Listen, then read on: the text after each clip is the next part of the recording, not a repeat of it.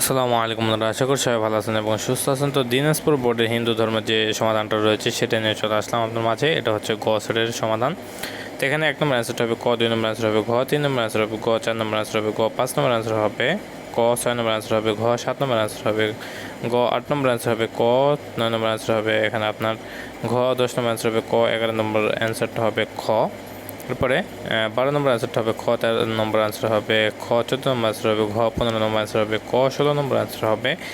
ক, 17 নম্বর অ্যান্সারটা হবে এখানে আপনার গ, 18 নম্বর অ্যান্সারটা হবে এখানে আপনার হচ্ছে গ, 19 নম্বর অ্যান্সার হবে ক, 20 নম্বর অ্যান্সার হবে খ,